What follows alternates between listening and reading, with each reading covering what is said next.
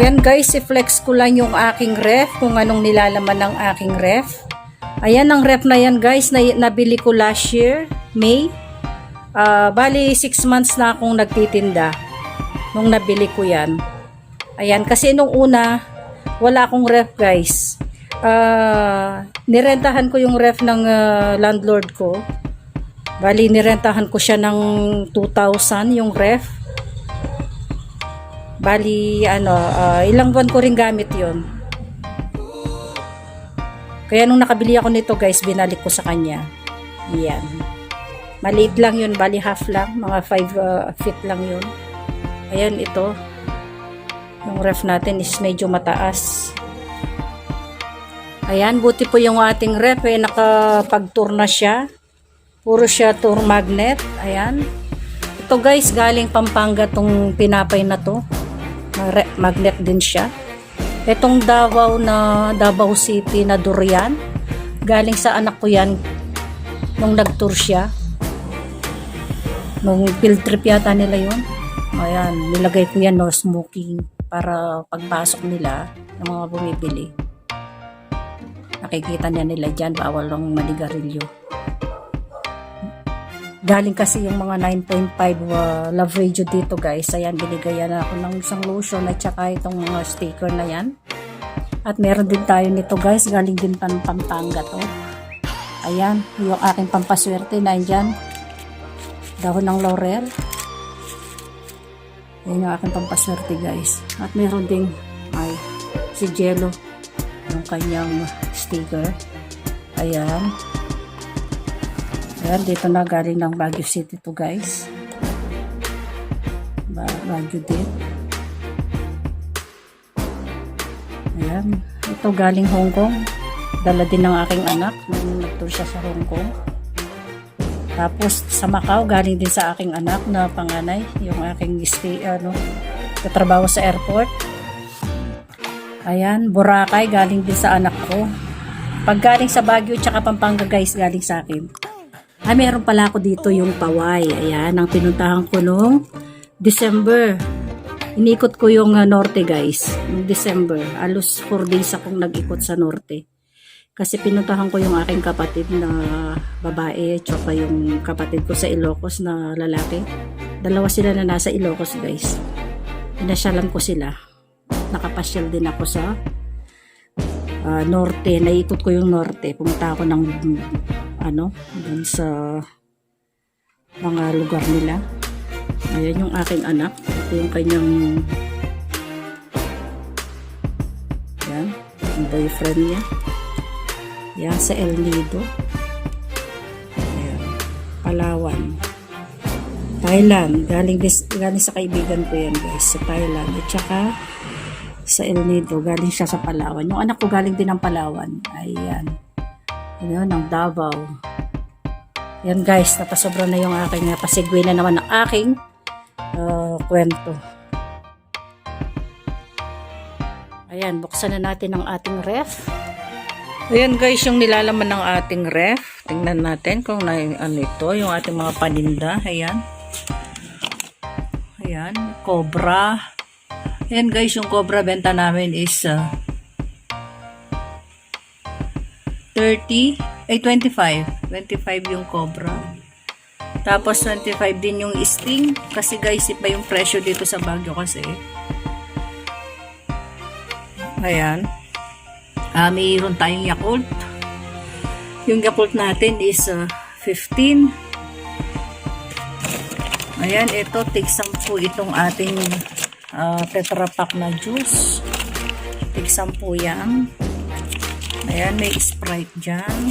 Mountain Dew, Sting, Gatorade. Ayan, yung Gatorade na maliit, 30. 40 yung maliit, malaki. Ayan, nahulog na yung ating juice. Ayan. Tapos meron tayong ayan, yung ulamin natin. May bumibili din ng mga frozen food. Kaya lang hindi ko na pinupuno guys kasi hindi na ako nagluluto. Kaya kung ano lang yung uulamin namin, yun ang bibilhin ko. Di na ako nag-i-stock. Yan, meron tayong pang pang relax, pang chillax yung Red Horse. Yung nasa baba, nandyan yung nasa baba.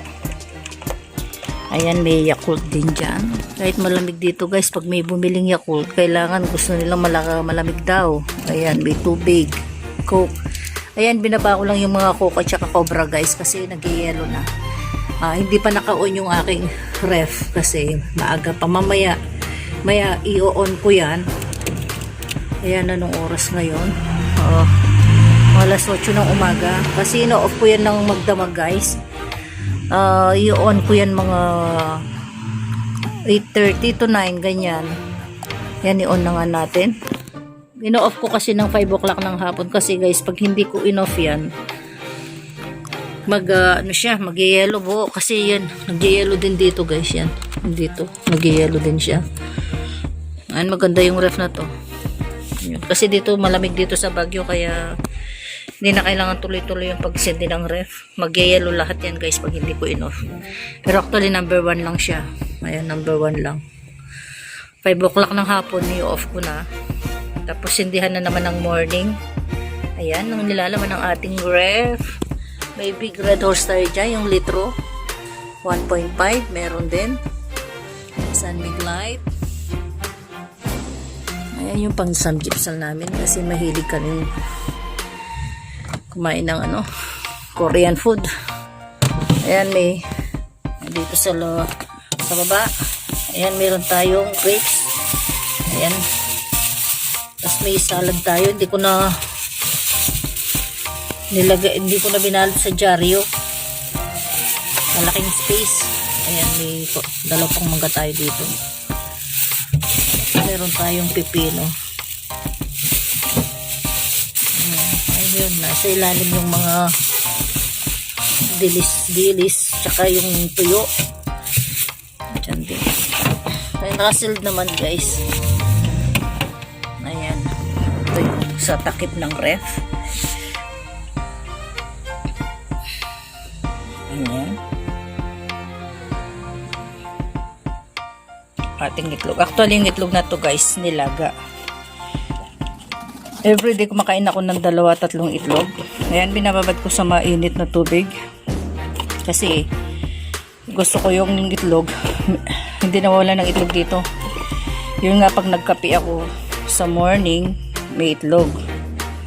Ayan, kaya nagpapakulo na ako ng itlog. Ilalagay dito. Ayan, pumutok na yung isa. Ayan, tignan nyo. Lalabas ko na to. Ayan, luto siya guys. Maglalabas ako ng 2 at magkakape na tayo. Pangalawang kape ko na kasi nagkape ako kaninang alas 6. Ayan. Mamaya ibabad natin sa tubig itong itlog. Ayan guys, ang aking tour. Tour natin sa ref ko. Nilalaman niya. Ayan, puro halos paninda yan mga yan guys. Kasi hindi man ako mahilig mag soft drinks. Ang hilig ko guys yung ito. Yan. Yung Beer Brand. Swak. Ang hilig ko miniinom. At saka kape. 8 basos. 8 times a day akong minom ng kape guys. Ganyan ako ka-addict sa kape. Kaya lang black coffee naman. Hindi naman 3-in-1. Ayun. Nandiyan yung picture ko guys. Kasi may laman siya. May laman siyang atsara. Hindi ko naubos kagabi kaya mamaya ko naubusin.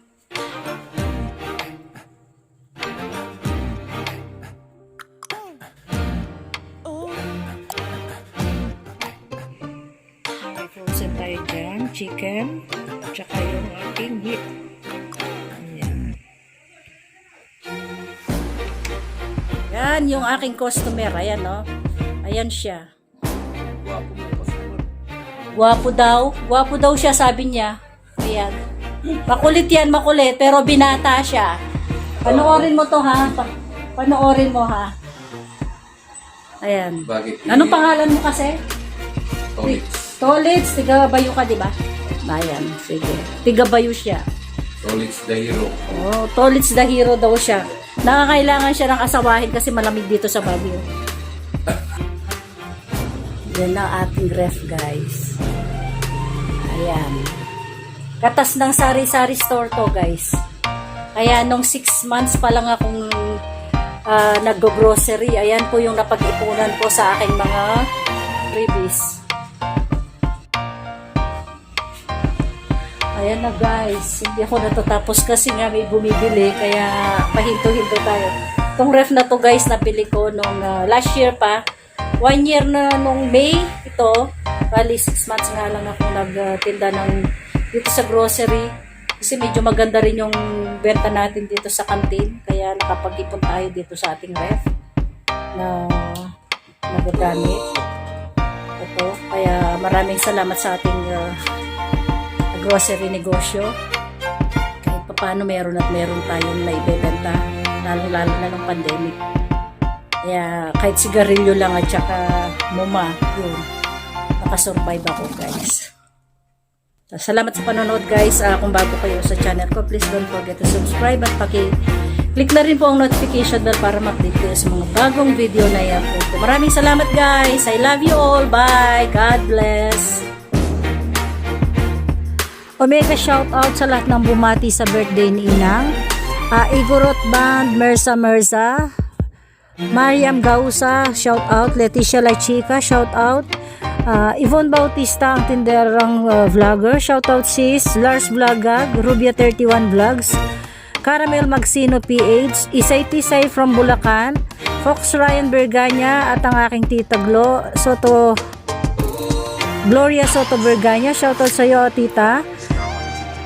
Ang Team Cordillera, shoutout. MGR Family and Friends, shoutout. Juvis Style Group, shoutout. Ang aking batch 8586, shoutout. Lisil Mikabalo, shoutout. Ana Marie Purawan, shoutout sa iyo. Relaxing Music Compass, shoutout. Para di Channel Salido, shoutout. AJ Kim po, ang tinderong Davao nyo, shoutout sa iyo, bro. Omega shoutout din kay Lisa Store. At sa aking anak na si Queenie Timpog, isa rin siyang vlogger. Shoutout sa iyo, anak. Maraming salamat po sa panonood. God bless. Bye!